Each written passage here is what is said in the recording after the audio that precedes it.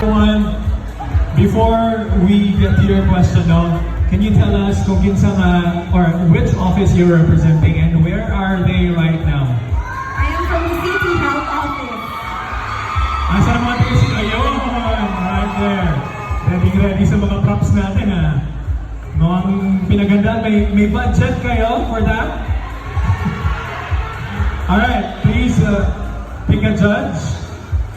Our questions for each of our semi-finalists will be coming from one of our judges tonight. And right now, candidate number 1 has chosen Judge Selena.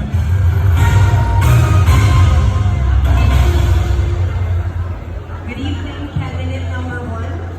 Good evening. You want to be successful in life, but what is success to you? Success for me is happiness, contentment, and fulfillment.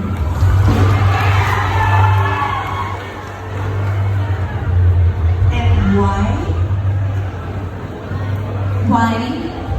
Because happiness is not just about material things.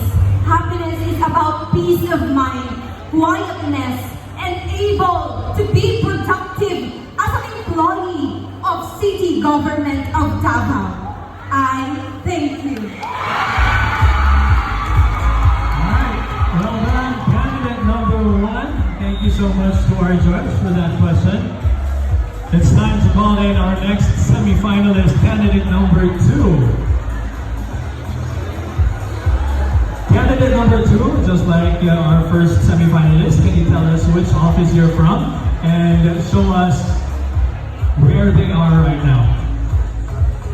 I am from the City Disaster Risk Reduction and Management Office, and that is there, right there. Hi guys! Kailangan daw niyo medyo mas kusog na suporta from you guys. Can we hear another cheer for your candidate? Kailangan mas kusog pa yun! Alright. Thank you so much. How do you feel? Okay? I'm okay with quite nervous. Alright, so it's time to pick your judge who will have your question for tonight. Alright, once again, we have Judge Selena for your question. Ready? Oh, okay. Well, good evening again, candidate number 2. Good evening, ma'am.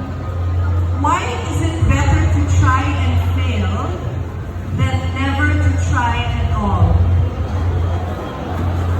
For me, it is better to try than fail and never do it, because at the end of the day, if you were not given a chance, again, and you will regret everything that you didn't try. At least, even if you fail, you've tried, and that's all. Thank you. Alright, no regrets from our candidate number 2. Let's see if our next semi-finalist feels the same way. Candidate number 6, come on over. Alright, candidate number 6, which office? I'm from the City Veterinarian's office, and Alright, big shout out, a huge shout out to all of the people from the City Veterinarian's office. Thank you so much. Ready naman? Cool ba? Hindi cool ba? Sige, ginawa lang. It's okay, and then you pick your judge for tonight.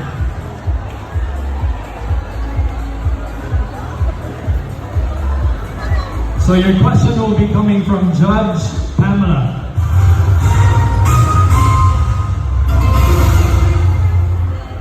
Hello, candidate number 6. Hello, ma'am. My question for you is, what is the greatest struggle you have in your profession and how did you overcome it? Again, what is the greatest struggle you have in your profession and how did you overcome it? my greatest challenge of my career right now is that illegal slaughtering of livestock. Because I am standing here in front of you, bringing my advice advocacy of clean, safe, and wholesome meat that is consumed by everybody. And having a clean, safe meat is bringing good health to everyone. And that is a very big impact to everyone because we all eat meat, right? And it is my struggle if having bad or unqualified meat, and it will result into disease and illnesses to everyone. And I overcome it by performing my job and duties every day. That's all. Thank you. All right, thank you so much. Candidate number 6 and 9.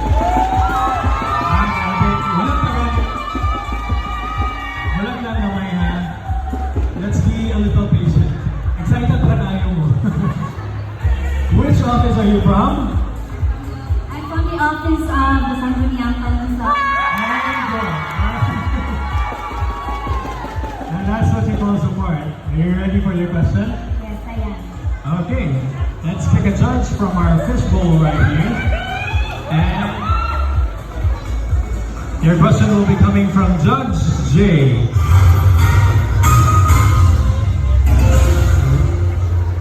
Hello, good evening, candidate number 9. Good evening. How are you? How are you? What do you feel na nakapasok ka sa taxi? I'm nervous but fighting. Lalaban. I will repeat your question twice. You said you love to write. To whom do you dedicate the greatest literary piece you ever written? Again, you said that you love to write. To whom do you dedicate the greatest literary piece you ever written? I would dedicate my letter to my children because they are my strength, my courage to move on, to move forward. Thank you. Alright, thank you so much. Candidate number 9, hindi lang fighting as an LGU employee, fighting mga rin. Just in case you guys are wondering, and for everyone's information in it, the questions that we have for our candidates right now are actually based on the data sheets that they have submitted to the production, okay? So, just in case you guys are wondering about the questions. Alright, let's call in candidate number 10. Candidate number 10, can you tell us which office you're from? I am from General Services Office. General Services Office, saan na? Manang bulag-bulag, very generous. Hello, contestant number 10. Here's your question. What greatest lesson have you learned from joining different pageants? I repeat, what greatest lesson have you learned from joining different pageants? The biggest lesson that I have learned in joining pageants is camaraderie. It's not just about the competition or the prizes that I will win, but also the friendship, the companionship, and the relationship that I will gain even and after the competition. It is way more important than gaining the material things or even the prizes, but the intrinsic motivation and relationship is the real goal. Thank you. Alright, thank you so much, candidate number 10, and looks like everyone loved that. Salamat sa suporta. Let me remind everyone, paalala lang po, audience impact is 10%, alright? And of course, we have candidate number 12, mukhang excited to answer the question.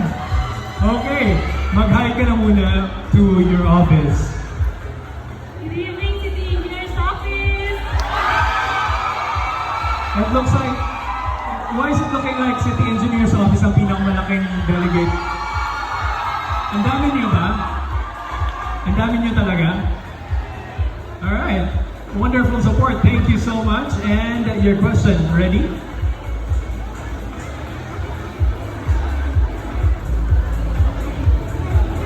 Your question will be coming from Judge Noel.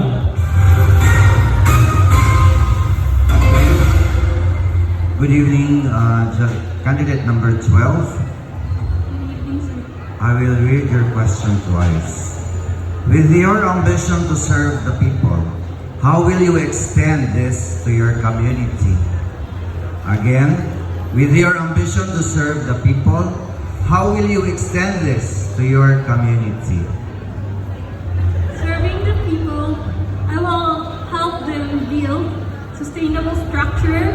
I will help them preserve natural resources. I will help and I will help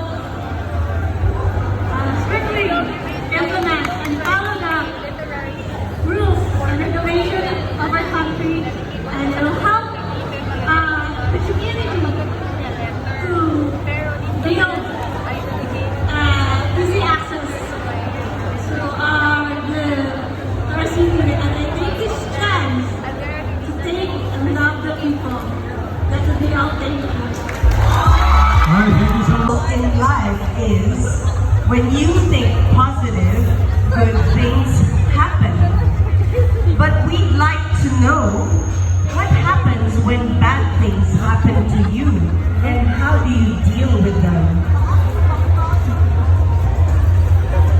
Thank you for that question, Judge Serena. If I will expect a bad thing to happen, and it will happen to me, I believe that failure is not failure. Success cannot be measured by mere winning.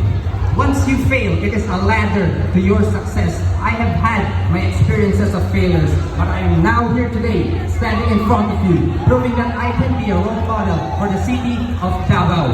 Thank you. Thank you very much, Daniel. Pwede ka lang pahinga backstage.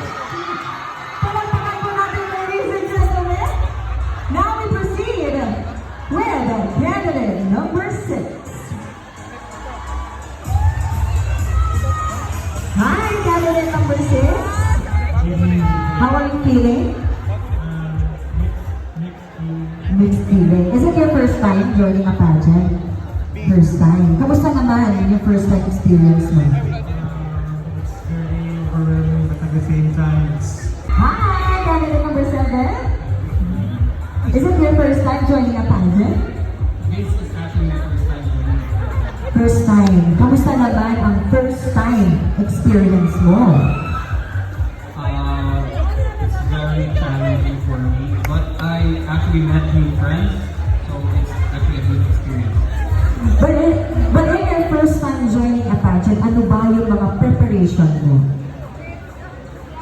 When I say preparation, I can actually say that it's more of a struggle since we don't have any proper stage mother or anyone who supports us backstage. Though we have someone here, but again, it is very difficult for us to find our own outfits. It's actually one of the factors. Yes, talagang totoo yun, no? Ladies and gentlemen, hindi po talaga biro. Pag sumali ang isang kandidata or kandidato sa isang patimpalak na ganito. So palakpakan naman po natin lahat ng mga representatives ninyo because they have really made you proud. Kayong lahat talagang binuhos nila lahat ng oras nila at dedication for this pageant for all of you guys. So once again, a big round of applause, please. And at this very moment, I'd like to call in our beautiful lady. Thank you very much, ma'am. Si pangalan na to, ma'am? Paila-ila ta, ma'am. Miss Joy. Ayan, si Miss Joy. Thank you very much, Miss Joy. Ayan. And you have picked Judge Jade.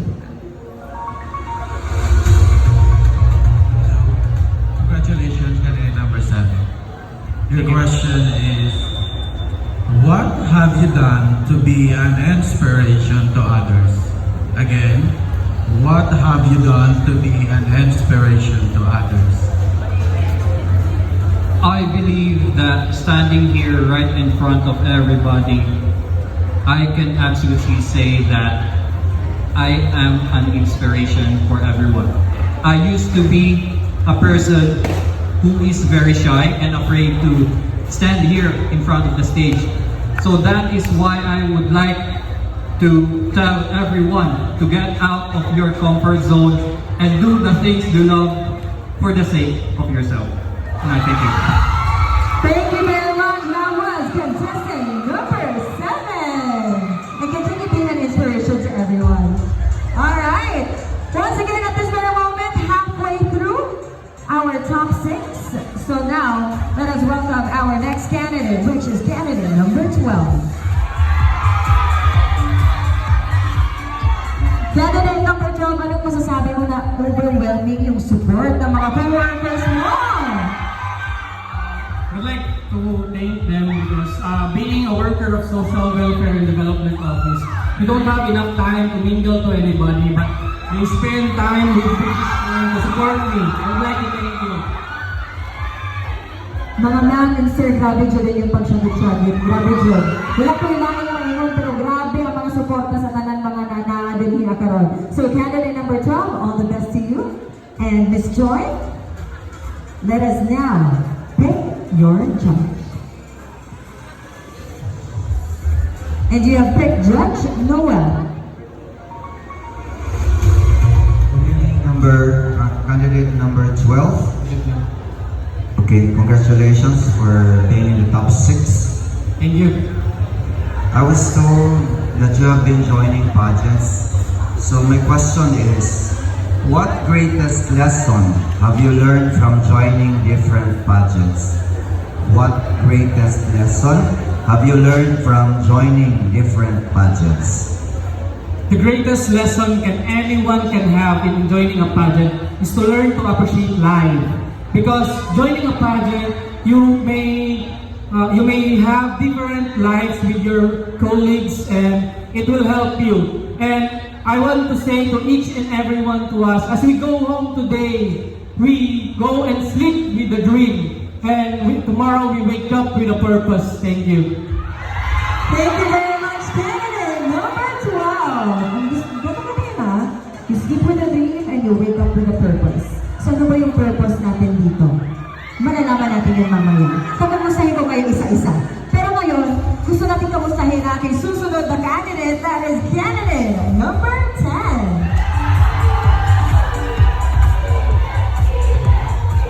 Candidate number 10, ano masasabi mo na kaya?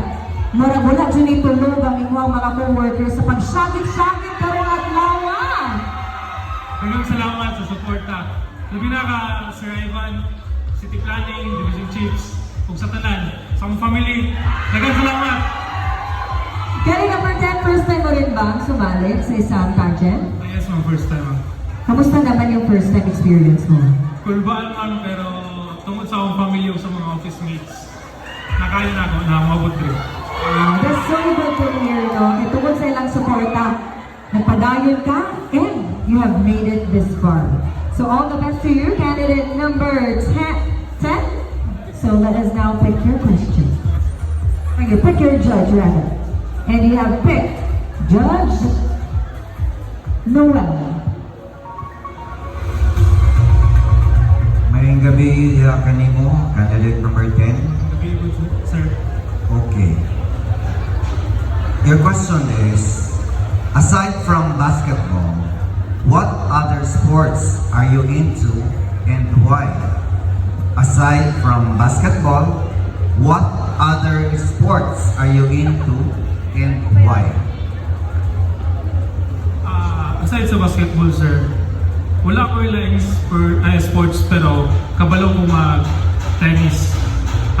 Tennis is the same gahapon, sir, is mara ako ang way na exercise and makipag-banding sa ako ang friends and makaila o new friends na makasabay sa dula. And thanks lang. Thank you very much, candidate number 10. Napaka-sporty ng mga ating mga Hi, candidate number 8. Hello po, magandang gabi po. Kamusta ang feeling na ikaw ang pinakaulahing na tawag karong gabi una para mahimong top 6? Kinakabahan pa rin pero nagulat talaga ako dahil tinawag ako ng top 6. Bakit ka naman nagulat? Wala talaga akong sa pageant experience. First time din. Po, pero kakayanin. there, Judge, may gusto ka bang pasalamatan from the crowd? Pinapasalamatan ko po yung City Veterans Office family dahil napaka-supportive nila sa akin from the day one.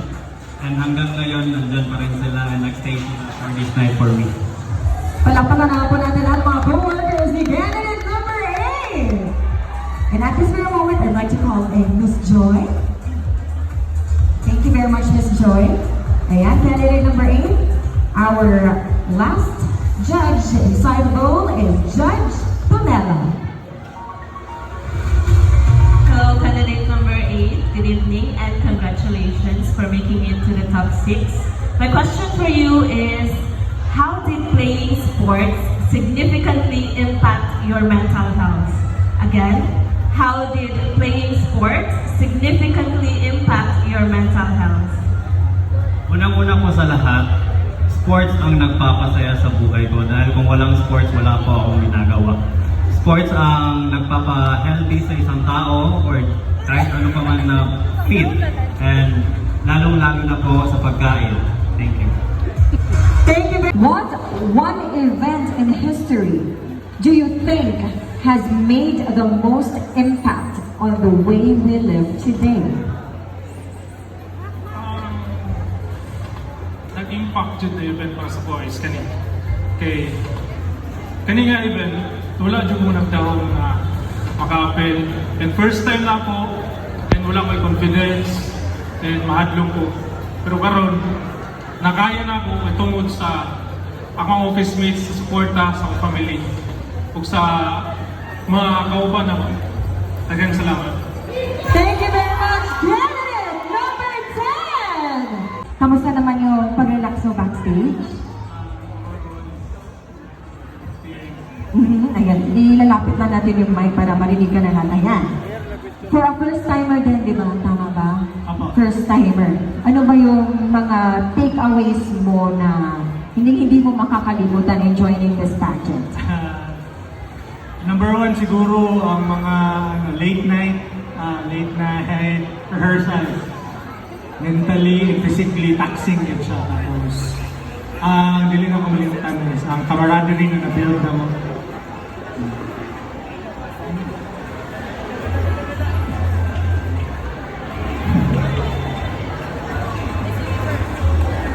At this very moment, we'd just like to verify.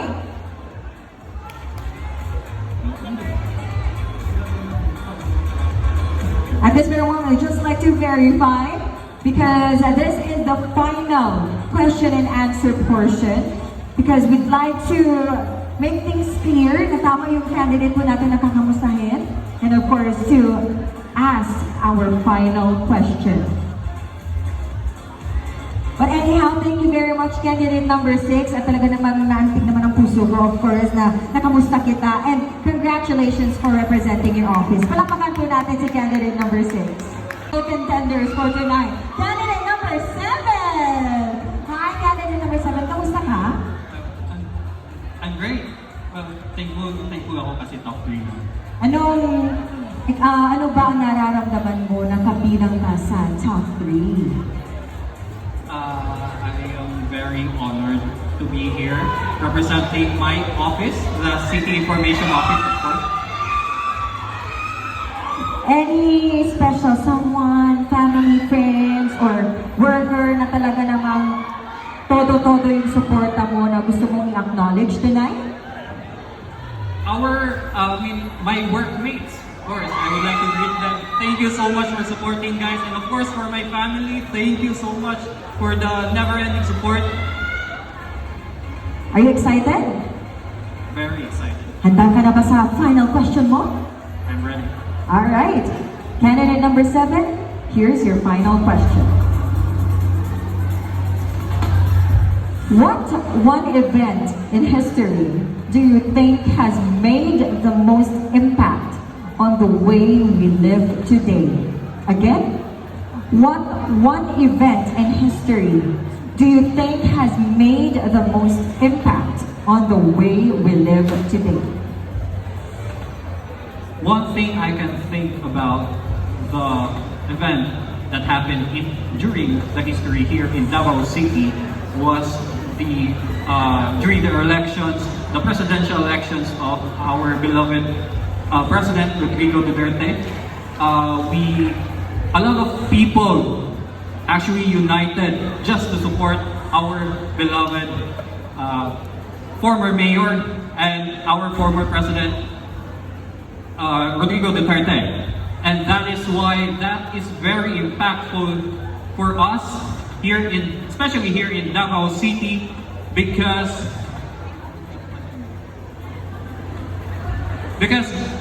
nowadays we have our very wonderful life.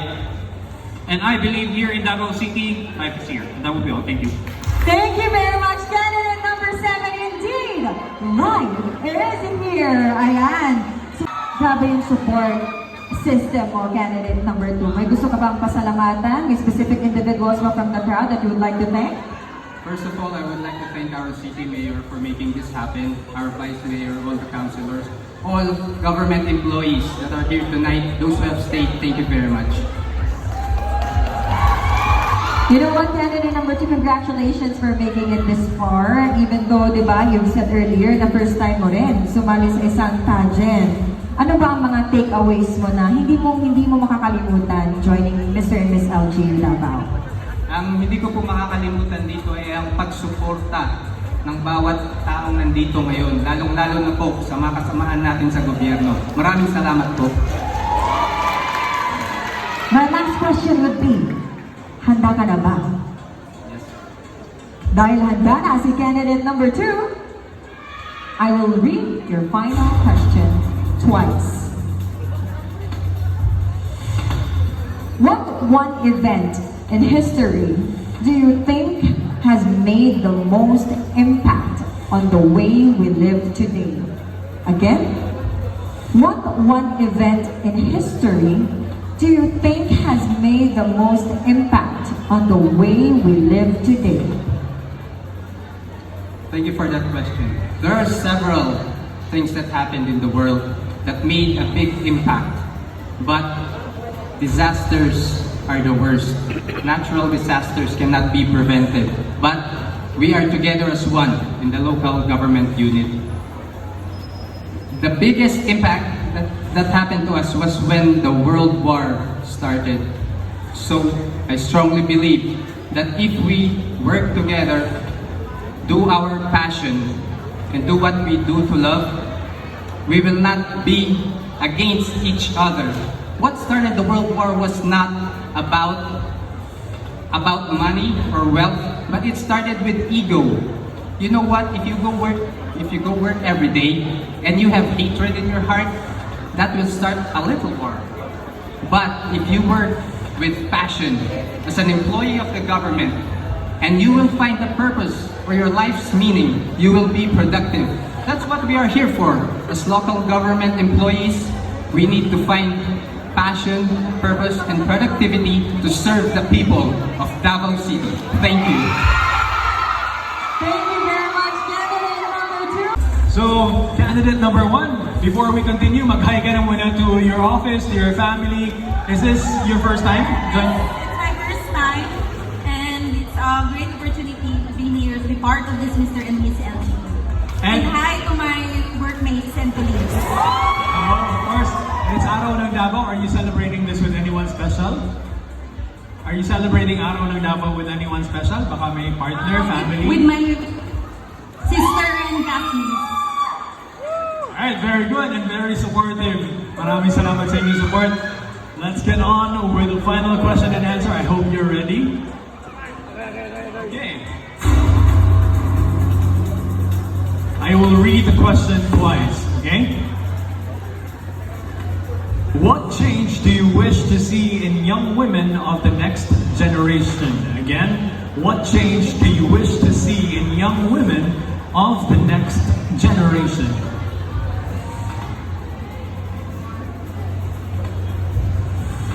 The change that I can see in the women for the next generation is to be a strong leader, especially in the city government of Davao.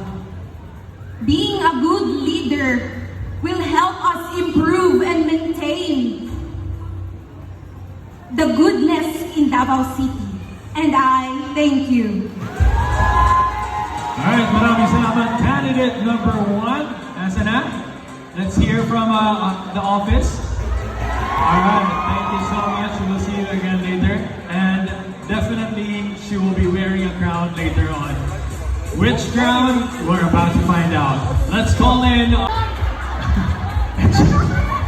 Alright, candidate number 6, hello. Before we start, I want to give you the chance to say hi or thank you to anyone supporting you right now. Magbisaya ko, kay naman ko dari sa Davao. Mga Bisaya man ang nadari sa Davao. So magpasalamat dahil ko sa labi na sa among office, no. Mga grabe ilahang support sa amo aba, sa ako ang nag-apil ani, o sa ako ang mga close friends na kanang actually napugos ka pero kanang wala di mo damhang nga maabot ka dari nga stage mo tindog nga nagkurog imong tuhod. So nagpasalamat ko sa inyo ha kay kanang gipush ko ninyo o kanang na-overcome na ko akong stage fright. Salamat kaayo sa tanan. Alright, so that's actually a very good point, no? Because I'm sure kamutanan medyo naay nerves, gikulbaan, but I'm curious kay nangingon ka nga napugos ka. Kung naiuban nga nagpugos sa imo, kinsa ang nag-encourage sa imo nga moapil? Ang nagpugos na food. So grabe nga, pwede, kung kinsa man na nagpugos sa iya, pwede na ka mamaligya o pwede na ka mabuhi o patay, mamaligya o lungon, mamaligya o kondo, whatever. Congratulations for encouraging candidate number 6 to join us here tonight. Are you ready for your question? Ready as you will ever be. I will read the question twice. Okay? What change do you wish to see in young women of the next generation? Again, what change do you wish to see in young women of the next generation? The change I wish to see for the future young generation is that we embrace ourselves. We should not base our beauty, our physical appearance of the standard of our society right now, but we should be proud of ourselves, stand in front of a lot of people and be proud of who we are and what we are. And that's all. Thank you. Wonderfully said. Candidate number 6, daghan kayo salamat sa imo. We will see you once again. Hopefully. Daghang salamat po sa inyong tanan. You're very welcome. Alright. Kaya muna to your supporters over there. Hello, good evening everyone. Thank you. Okay, any special thanks to maybe to your family, your designer? I would like to thank my family who really go beyond. The whole experience was really flabbergasted and also overwhelming, but nevertheless, it's a great experience and I love it. I love it. I love this. Thank you so much, candidate number 10. You're ready for your question? Yes. Alright. So I'm going to read your question twice. What change do you wish to see in young women of the next generation? Again, what change do you wish to see in young women of the next generation? The change that I want to see to the young women out there is to love yourself and don't live with the standards that the society has built. No, go beyond it. Love your imperfections and flaws. Don't tell the society that this is the standard, this must be followed. Be yourself, embrace it, love what God gave you, and flaunt it. That's all. Thank you.